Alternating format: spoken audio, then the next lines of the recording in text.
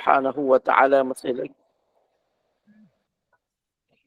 Dan Allah Subhanahu wa ta'ala masih lagi memberikan kesempatan kepada kita untuk dapat sama-sama kita hadir secara maya kuliah pada pagi ini. Dan terima kasih kepada pihak SPAQ di atas program yang berterusan ini. Jadi pada pagi ini saya tak dapat nak buat share skrin kerana laptop ni ada masalah sistem suara dia. Jadi kita teruskan program dengan penggunaan telefon lah, dengan melalui telefon, dan boleh lihat kepada buku kita ni. Kalau sesiapa yang mempunyai buku Al-Fiqhul Akbar ni, boleh lihat pada muka surat 28. Muka surat 28. Keazalian sifat-sifat Allah. Lam yazal aliman bi'ilmihi wal ilmu sifatun fil azali wa qadiran biqudratihi wal qudratu sifatun fil azali wa mutakalliman bikalamihi wal kalamu sifatun fil azali wa khaliqan bitakhliqihi wat takhliqu sifatun fil azali وفاعلا بفعله والفعل صفة في الأزل والفاعل هو الله تعالى والفعل صفة في الأزل والمفعول مخلوق وفعل الله تعالى غير مخلوق. Dia sentiasa dan tetap dengan sifat mengetahui dengan ilmunya. Dan ilmu itu sifat pada azali. Dia maha berkuasa dengan kudratnya, dan kudrat itu sifat pada azali. Berkata-kata dengan kalamnya, dan kalam itu sifat pada azali. Dia adalah pencipta dengan sifat mencipta, dan sifat mencipta itu pada azali.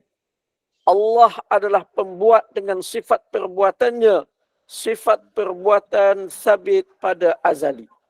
Yang dibuat itu makhluk dan perbuatan Allah tidak makhluk. Jadi kita masih lagi menyambung perbahasan berkenaan dengan sifat-sifat Allah Subhanahu wa ta'ala. Dan sebelum ni kita telah bincangkan berkenaan dengan pembahagian sifat Allah kepada fi'liyah dan juga zatiyah. Dan perbincangan beberapa sifat fi'liyah sebelum ini. Kemudian kita telah bincangkan berkenaan dengan keazalian dan keabadian sifat dan nama Allah Subhanahu wa ta'ala. Saya telah sebutkan sebelum ini berkenaan dengan azali dan abadi, pembahagian azali dan abadi, iaitu ada yang azali dan abadi, iaitu Allah Subhanahu wa ta'ala. Mana Allah Ta'ala azali dan juga abadi. Ada yang tidak azali dan tidak abadi, iaitu dunia. Dunia tidak azali dan tidak abadi. Dan ada yang tidak azali tetapi abadi, iaitu akhirat. Iaitu akhirat. Yang itu telah kita bincangkan di dalam perbincangan sebelum ini. Kemudian seterusnya kita sambung perbincangan berkenaan dengan keazalian sifat-sifat Allah Subhanahu wa ta'ala. Jadi di sini di mana pengarang iaitu Imam Abu Hanifah mengemukakan beberapa sifat Allah Subhanahu wa ta'ala sebagai contoh. Sifat Allah Subhanahu wa ta'ala semuanya bersifat azali. Semuanya adalah azali.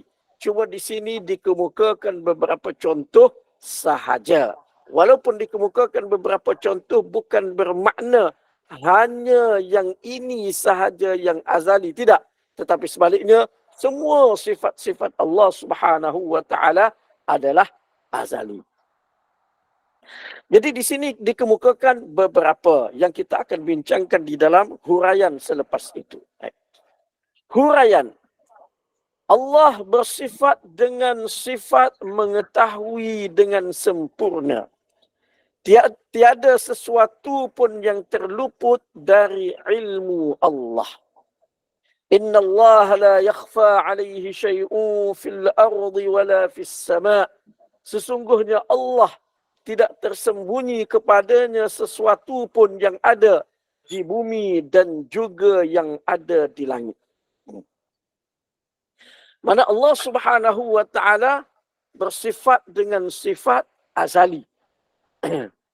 Yang mana Allah Subhanahu wa taala sifat-sifat dia tu seperti yang dikemukakan di dalam buku yang kita ada ni, antara yang dikemukakan di sini ialah sifat ilmu, sifat mengetahui. Jadi sifat mengetahui Allah Subhanahu wa taala azali, semenjak asal. Semenjak asal, tidak bermula dengan tiada, memang sudah ada semenjak asal sifat azali, sifat mengetahui Allah Subhanahu wa taala. Jadi bila mana sifat itu adalah merupakan sifat azali, maka ia merupakan salah satu daripada bentuk kelebihan Allah Subhanahu wa taala. Jikalau sifat Allah Subhanahu wa taala tidak azali, sebaliknya bermula dengan tiada sebagaimana makhluk, maka itu adalah merupakan satu kekurangan bagi Allah Subhanahu wa taala. Sedangkan Allah taala tidak mempunyai kekurangan. Kemudian di antara sifat yang sempurna azali adalah sifat ilmu. Kemudian sifat ilmu Allah taala ni meliputi segala sesuatu. Tidak ada satu pun yang tersembunyi daripada Allah Subhanahu wa taala sebagaimana ayat yang dikemukakan di dalam buku yang kita baca ni. Tu di dalam huraian dia tu, iaitu surah Ali Imran ayat yang ke-5. Baik. Kemudian begitu juga di dalam banyak ayat-ayat Al-Quran. Begitu juga di dalam hadis-hadis Nabi sallallahu alaihi wasallam menjelaskan kesempurnaan sifat ilmu Allah Subhanahu wa taala. Umpamanya di dalam surah Qaf ayat yang ke-16, Allah Subhanahu wa taala berfirman, "Walaqad khalaqnal insana wa na'lamu ma tuwaswisu bihi nafsuhu wa nahnu aqrabu ilaihi min hablil warid." Sesungguhnya kami telah menciptakan manusia dan kami mengetahui apa yang dibisikkan oleh hatinya, apa yang terlintas di dalam hatinya, dan kami lebih hampir kepada dia daripada urat lehernya. Jadi mana Allah Subhanahu wa taala ciptakan kita, Allah Subhanahu wa taala ciptakan manusia, setiap apa yang kita lakukan, setiap apa yang terlintas di dalam hati kita, semuanya diketahui oleh Allah Subhanahu wa taala. Dan ini hanya khusus dengan Allah Subhanahu wa taala semata-mata. Tidak ada mana-mana makhluk, tidak ada mana-mana manusia yang boleh mengetahui lintasan hati manusia. Tidak ada yang mengetahui. Kalau ada sesiapa yang mengatakan dia boleh tahu lintasan hati manusia, orang mari, manusia mari, dia tahu lintasan hati itu, bermakna dia telah merampas salah satu daripada ciri-ciri sifat ilmu Allah Subhanahu wa taala. Sebab yang tu Allah taala tidak berikan kepada sesiapa pun. Bahkan Nabi sallallahu alaihi wasallam pun tidak mengetahui lintasan di dalam hati manusia. Sebagaimana sebelum ini ketika membicarakan berkenaan dengan keimanan kepada Nabi-Nabi alaihi wassalatu wassalam, saya telah jelaskan beberapa hadis dan beberapa riwayat yang menunjukkan Nabi tidak mengetahui apa yang terlintas di dalam hati manusia. Umpamanya di dalam hadis yang diriwayatkan oleh Imam Muslim, Nabi daripada Ummu Salamah, mana dia cerita Nabi sallallahu alaihi wasallam dengar sesuatu bunyi di luar daripada bilik dia. Lalu Nabi sallallahu alaihi wasallam keluar. Nabi pun kata, "Kamu datang kepada aku mengemukakan pertelingkahan dari kalangan kamu. Wala'alla ba'dakum alhana min ba'din." Boleh jadi sebahagian daripada kamu lebih petah, lebih fasih bercakap daripada sebahagian yang lain. Wa ana aqdi lahu, lalu aku memutuskan untuk dia sebab dia pandai bercakap. Sebab dia pandai bercakap. Nah, aku putuskan untuk dia. Tu. Faman qadaitu lahu haqqa akhihi fa innama aqdi qit'atan minan nar atau kama qala. Sesiapa yang aku putuskan untuk dia hak saudaranya, maka sesungguhnya ia adalah potongan api neraka. Maknanya Nabi SAW tak tahu hati, lintasan di dalam hati orang yang mari kepada dia. Nabi hanya memutuskan berdasarkan kepada zahir sahaja. Orang ni pandai bercakap, dia lawyer, dia pandai bercakap. Maka tengok macam dia betul, berilah kepada dia. Tu. Kalau dia menipu, hak dia dapat tu bahagian api neraka. Mana jadi Nabi SAW tak kata, saya tahu apa yang terlintas dalam hati kamu ni. Saya tahu, dua-dua ni saya tahu. Nabi tak kata begitu. Sebab apa?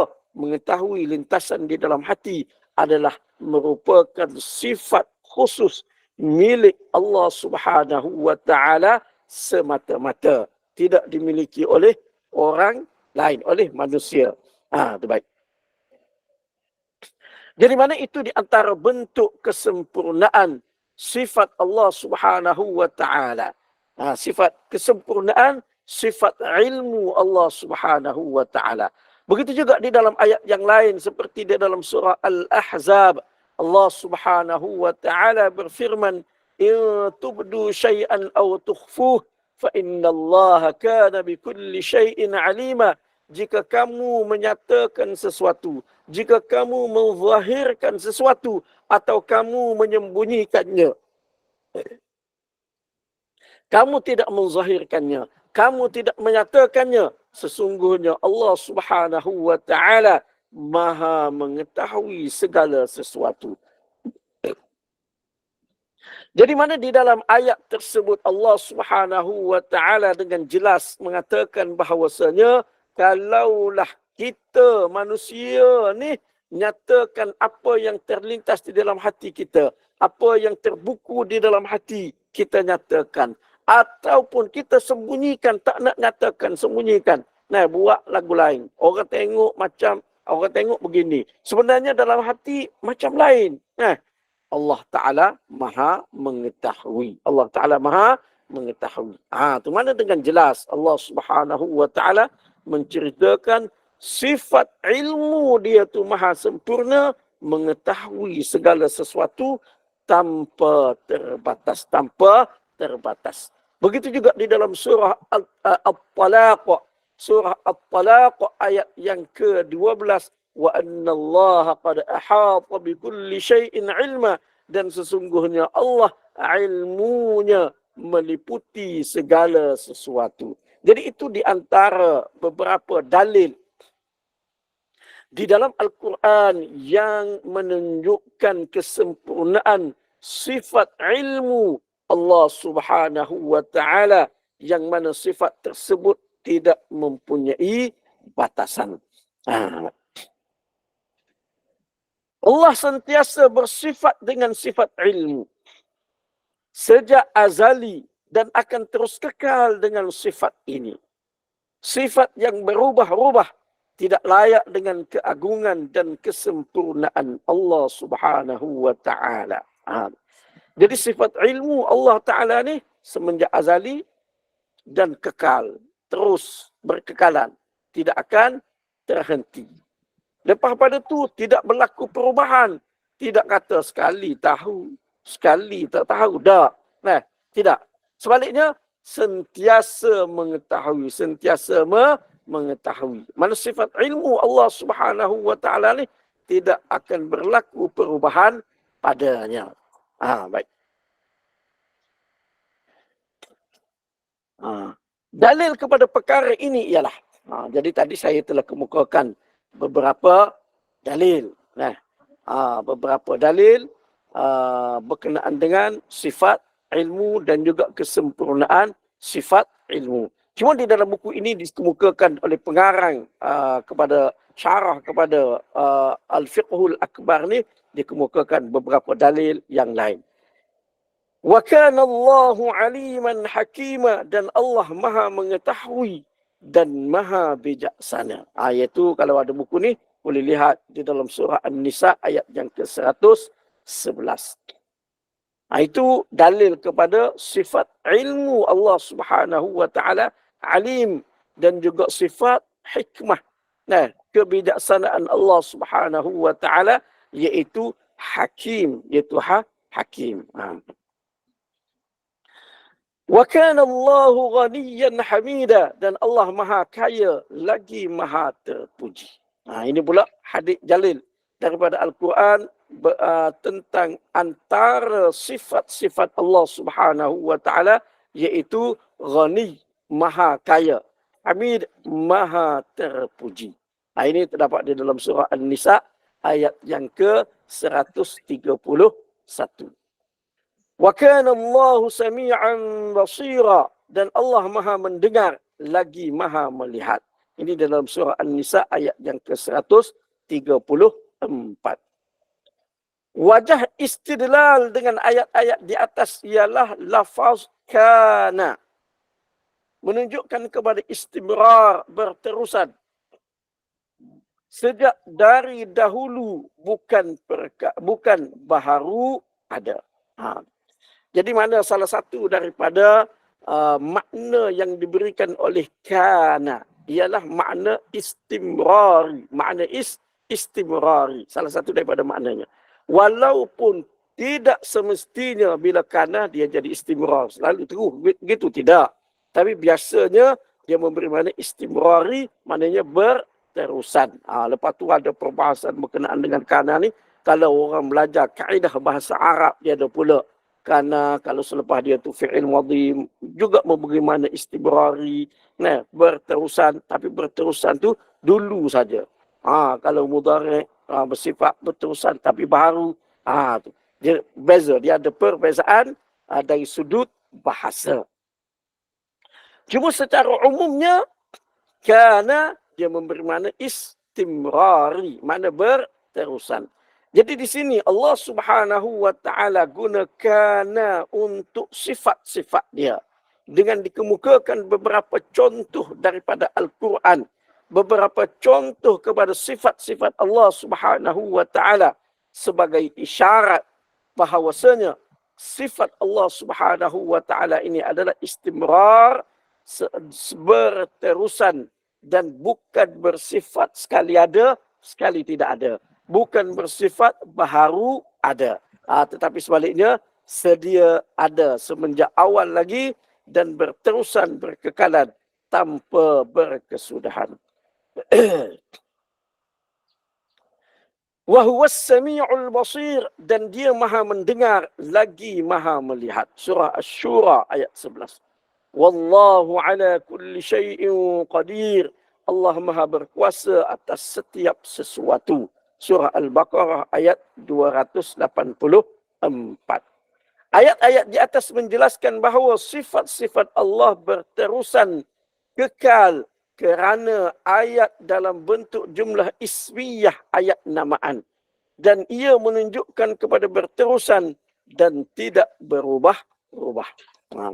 Jadi dia ayat jumlah di dalam bahasa Arab ni, dia terbahagi kepada dua. Satu jumlah ismiyah, yang kedua jumlah fi'aliyah. Jumlah ismiyah iaitu jumlah yang bermula dengan isim. Isim ni seperti kata nama, kata makna, kata nama, kata benda, dan juga seperti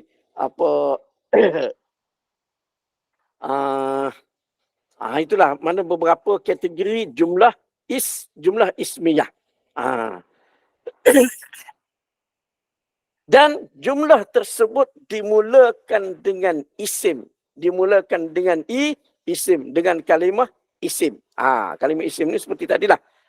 Dia ada beberapa, lupa pula, beberapa kategori lagi. Kata nama, kata benda, kata makna, apa lagi. Baik. Kemudian yang satu lagi dia panggil jumlah fi'aliyah. Jumlah yang bermula dengan perbuatan. Jumlah yang bermula dengan perbuatan. Jadi jumlah fi'liyah ni biasanya dia tidak menunjukkan berterusan. Sebab itu fi'il, dia ada fi'liyah ni, dia ada kategori dia. Kalau madhi, yang telah lepas. Maknanya past tense. Kalau mudhari', yang sekarang atau akan datang. Future ataupun present tense. Kalau amar, dia menunjukkan future sahaja. Itu fi'il, itu perbuatan. Tapi kalau isim, dia memberikan makna berterusan. Biasanya dia memberikan makna berterusan. Kemudian sifat-sifat seperti qadir. Di dalam ayat yang lain ada juga digunakan dengan dihubungkan kepadanya kana wa kana Allahu ala kulli syai'in qadira. Ada. Tu mana bukan tidak ada ayat sifat qadir yang yang didahulukan dengan lafaz kana. Bukan tidak ada, ada. Cuma di sini tidak dikemukakan semua sekali. Tidak dikemukakan semua sekali. Baik. Jadi mana sifat Allah Subhanahu wa taala ni sebagaimana yang telah saya sebutkan tadi, bermula azali, tidak ada permulaan, dan abadi, tidak ada kesudahan, dan sifat-sifat Allah taala adalah maha sempurna. Cuma contoh yang kita bincangkan tadi dengan dalil kesempurnaan sifat Allah Subhanahu wa taala adalah sifat ilmu, ilmu. Dengan ilmu Allah Subhanahu wa taala ni tidak ada batasan, tidak ada had. Ilmu kita ada batas, ada batas. Kita tahu setakat ni sahaja. Ada benda yang kita tak mampu untuk mengetahuinya, seperti lintasan di dalam hati. Kita tak mampu untuk mengetahui perkara tersebut. Kita tidak ada ilmu berkenaan dengan apa yang terlintas di dalam hati manusia. Sebab itu Allah Subhanahu wa taala nisbahkan sifat ilmu kepada dia dengan salah satu daripada ciri mengetahui apa yang terlintas di dalam hati. Mana di situ Allah Taala nak isyarat perbezaan sifat dia dengan sifat makhluk, sifat ilmu dia dengan sifat makhluk, sifat ilmu makhluk, iaitu itu salah satu daripada contoh contoh dia. Mana jadi itu sebagai isyarat sahaja. Begitu juga dengan perkara-perkara ciri-ciri ilmu Allah Subhanahu wa taala yang lain. Jadi sebut, bawa kemukakan sifat yang sempurna dengan sifat ilmu sahaja, bukan bermakna sifat lain tidak. Sifat lain pun sama, sifat lain pun sama. Seperti sifat hakim, bijaksana, ghani, kaya. Kaya Allah Subhanahu wa taala, kita boleh tengok di dalam hadis-hadis Allah Subhanahu wa taala. Allah Taala yunfiqu sahha'al laili wan nahar. Membelanjakan sepanjang malam dan juga siang, tak habis-habis sampai hari ini daripada perbelanjaan Allah Subhanahu wa taala mundu khalaqas samawati wal ard, semenjak Allah Subhanahu wa taala menciptakan langit dan juga bumi. Kemudian begitu juga kalau kita tengok di dalam hadis kursi. Hadis tu kita boleh lihat di dalam buku, di dalam kitab hadis 40 yang dihimpunkan oleh Imam An-Nawawi pun ada menyebutkan hadis tersebut. Nanti saya cuba cek hadis tu.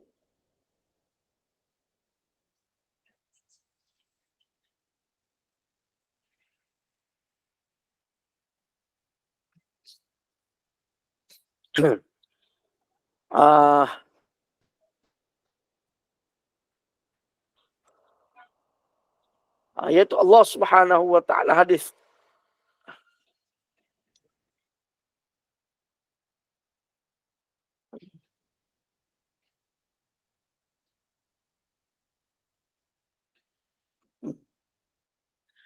yang diriwayatkan oleh Imam Muslim.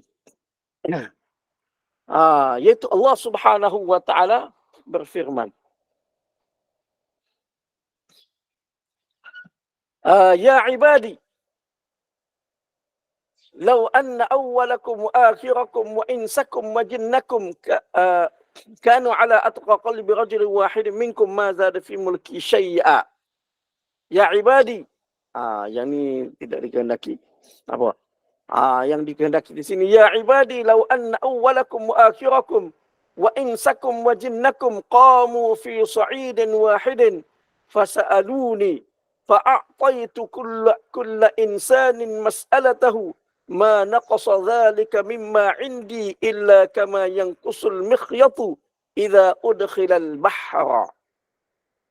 Wahai hamba-hambaku, jika yang awal di kalangan kamu dan yang akhir di kalangan kamu berada di satu tanah tinggi. Sebab apa Allah Subhanahu wa taala sebut berada di satu tanah tinggi?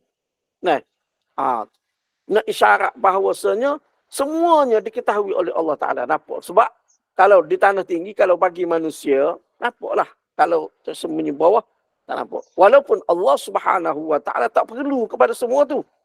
Tak perlu duduk di tanah tinggi ke, tanah rendah ke, sama sahaja bagi Allah Subhanahu wa taala. Cuma di sini Allah Taala nak bagi mudah faham. Nak suruh kita mudah faham, maknanya semua yang minta Allah Taala tahu.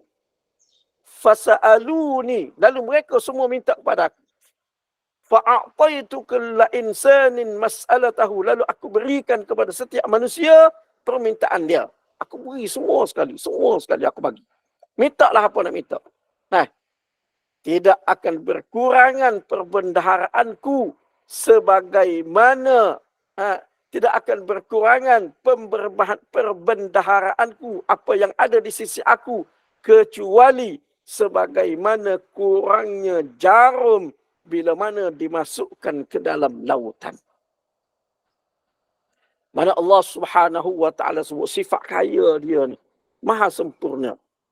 Sehingga kalaulah semua makhluk daripada awal sehingga akhir, semua sekali, manusia dan jin, semua sekali, minta kepada Allah Ta'ala. Hak mana terlintas, minta. Hak mana terlintas, minta. Hak mana terlintas, minta.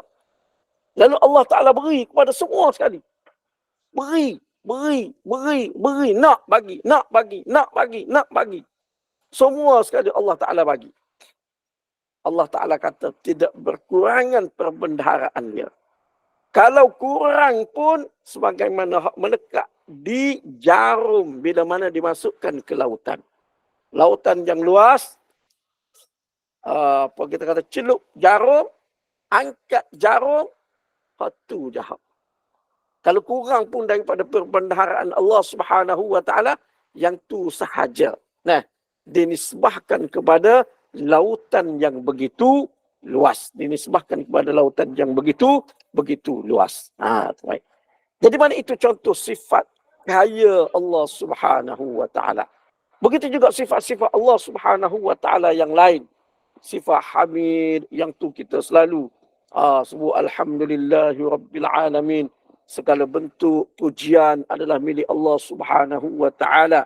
Begitu juga sifat mendengar, melihat, tidak ada batasan. Nah, sifat itu azali, kemudian maha sempurna, tidak ada had, tidak ada batasan. Kita mendengar kita mendengar perlu kepada alat. Sebab apa? Sifat mendengar kita tidak sempurna. Kita melihat perlu kepada alat. Sebab sifat melihat kita tidak sempurna. Lepas pada tu mendengar, melihat kita ada batasan. Jauh sikit tak dengar dah. Nah, melihat pun begitu juga, terhalang sedikit terus tak dapat melihat. Tetapi melihat, mendengar Allah Subhanahu wa taala ni tidak ada batasan, tidak ada batasan, maha sempurna. Baik.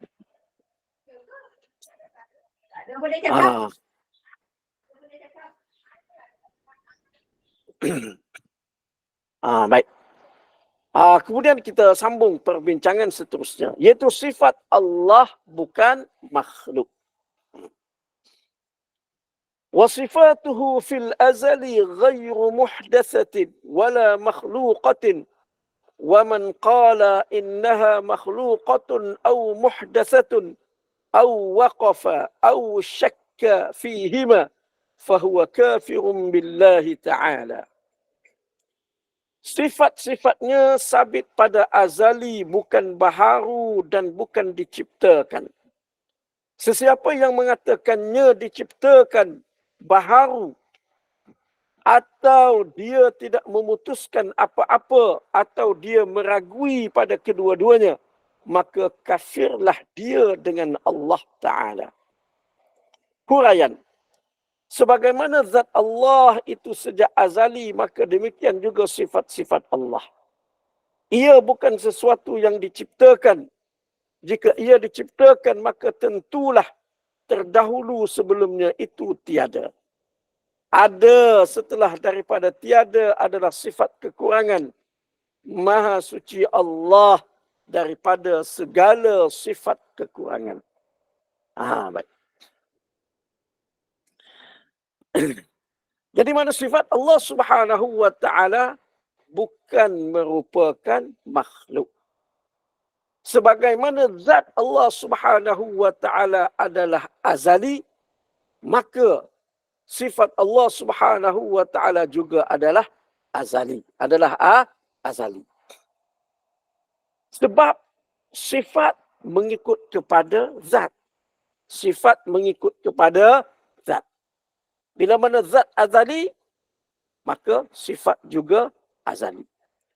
Bila mana ia adalah merupakan suatu yang azali, maka ia bukan merupakan makhluk. Ia bukan merupakan makhluk. Walaupun, sebagaimana yang telah kita bincangkan sebelum ni, walaupun sifat-sifat fi'il Allah Subhanahu wa Ta'ala ni nyata. Kemudian, nyata setelah berlakunya perbuatan Allah Ta'ala tu. Sifat mencipta, nyata bila Allah menciptakan. Sifat memberi rezeki, nyata bila mana Allah memberi rezeki. Namun ia bukan bermakna sifat itu adalah baharu. Sebaliknya, sifat itu sudah ada semenjak azali. Walaupun ada sesetengah perkara yang dinisbahkan kepada Allah Subhanahu wa Ta'ala. Baik. Kalau kita tengok sesuatu yang dinisbahkan oleh Allah kepada Allah Subhanahu wa Ta'ala. Sifat-sifat Allah Ta'ala juga dinisbahkan kepada Allah Ta'ala. Seperti sifat mendengar. Kalamullah. Kalam Allah. Mendengar pula. Bercakap. Kalamullah. Kalam Allah. Maknanya kata-kata Allah. Allah berkata-kata. Itu mana sifat dinisbahkan kepada Allah Subhanahu wa Ta'ala. Namun kalamullah yang merupakan sifat Allah Subhanahu wa Ta'ala itu adalah merupakan suatu yang azali. Yang azali itu sebab apa? Sebab dia adalah sifat Allah Subhanahu wa Ta'ala. Ada juga perkara-perkara yang lain yang juga dinisbahkan kepada Allah Ta'ala. Tetapi ia bukan sifat Allah Ta'ala. Bukan sifat Allah Subhanahu wa Ta'ala. Seperti kita kata hamba, manusia di kita, Abdullah, hamba Allah. Hamba Allah, Baitullah, rumah Allah. Naqatullah, cerita Nabi Syuaib. Nabi Syuaib alaihi salam. Yang unta keluar daripada bukit. Di dalam Al-Quran sebut dengan Naqatullah, unta Allah. Jadi ia juga dinisbahkan kepada Allah seperti kalamullah. Namun berbeza je, kalamullah yang dinisbahkan kepada Allah adalah merupakan sifat Allah. Maka dia bukan makhluk dan dia adalah azali. Baitullah, Naqatullah, Abdullah, Khalilullah, Nabi Ibrahim alaihissalam. Itu juga dinisbahkan kepada Allah. Namun nisbah di situ bukan menunjukkan kepada sifat Allah. Bukan menunjukkan kepada sifat Allah. Maknanya kita kena bezakan. Sebaliknya, nisbah di situ adalah dengan maksud tasyrif. Dengan maksud untuk memuliakan. Itu yang disebutkan oleh ulama sebagai nisbatu tasyrifin. Nisbah untuk memuliakan. Nisbah untuk memuliakan. Sebab dia bukan sifat Allah Subhanahu wa taala. Berbeza dengan nisbah kepada Allah yang merupakan sifat Allah. Jadi mana sifat Allah Subhanahu wa taala bukan merupakan makhluk, bukan merupakan makhluk. Begitu juga kalau kita kata rahmatullah, rahmat Allah. Dari satu sudut nampak macam sama dengan Baitullah. Nah, nisbah begitu, tapi berbeza. Sebab rahmatullah nisbah sifat Allah kepada Allah. Nisbah sifat dia. Bermakna rahmat Allah itu adalah azali. Baitullah bukan nisbah sifat, bukan nisbah sifat. Baik.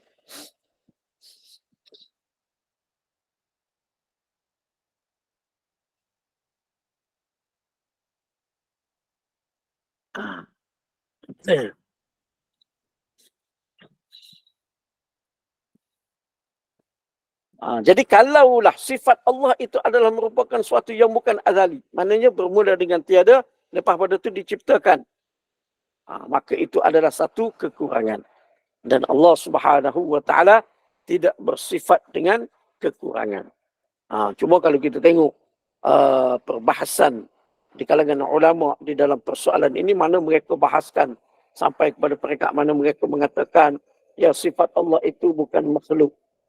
Melafazkan sifat Allah yang kita lafazkan itu makhluk. Lafaz itu makhluk. Sifat Allah Subhanahu wa taala sendiri bukan makhluk. Itu baik.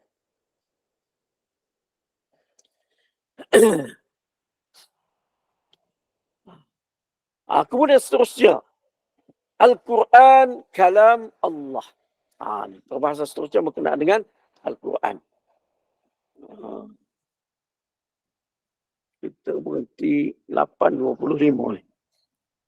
Jadi saya rasa berkenaan dengan perbahasan berkenaan dengan Al-Quran kalamullah ni, sebab dia panjang juga perbahasan berkenaan dengan ni. Selepas daripada ni pun topik-topik juga berkenaan dengan Al-Quran. Beberapa panjang juga perbahasan berkenaan dengan Al-Quran, termasuklah ayat Al-Quran yang mengandungi percakapan makhluk itu. Macam mana yang dibincangkan oleh ulama-ulama kita. Jadi perbahasan seterusnya berkenaan dengan Al-Quran ini insyaAllah kita akan bincangkan di dalam kuliah kita yang akan datang insyaAllah.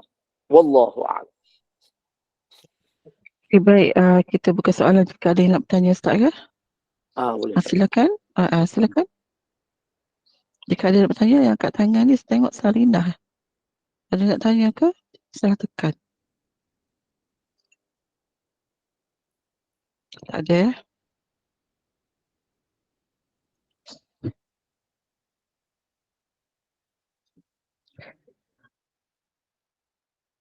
Okay, nampaknya sudah jelas Ustaz ya. Alhamdulillah, jazakallahu khairan kepada Ustaz Ahmad Nasir. Terima kasih saya ucapkan atas kekuasaan ilmu dan setiap perjalanan cukup jelas bagi kita semua tentang mentauhidkan Allah SWT, dan penting bagi kita untuk membaiki tahap ilmu dan amalan kita dengan mengukuhkan ilmu pengetahuan yang mesti ada dalam minda kita. Dan Ustaz, saya serahkan kepada Ustaz untuk tutup dulu majlis ilmu kita ini dengan tasbih kafarah dan salat. Silakan Ustaz. Jadi alhamdulillah, syukur kepada Allah Subhanahu wa taala di atas perkongsian yang sempat saya kongsikan pada pagi ini. Mudah-mudahan perkongsian ini mendatangkan manfaat kepada kita semua, memantapkan lagi akidah kita dan keimanan kita kepada Allah Subhanahu wa taala, yang mana akidah merupakan suatu yang paling utama di dalam kehidupan kita. Dan terima kasih kepada pihak Spark di atas program ini, dan insyaAllah kita akan bertemu lagi pada pertemuan yang lain. Jadi untuk pagi ini saya tangguh pertemuan kita dengan tasbih kafarah dan juga surah wal asr. Subhanakallahumma wa bihamdika asyhadu an la ilaha illa anta astaghfiruka wa atubu ilaik. Bismillahirrahmanirrahim. Wal asr innal insana lafi khusr illa alladhina amanu wa 'amilus salihat wa tawasaw bil haqqi wa tawasaw bis sabr. Wassalamu alaikum warahmatullahi wabarakatuh. Waalaikumsalam warahmatullahi wabarakatuh. Terima kasih Ustaz. Jumpa lagi insyaAllah.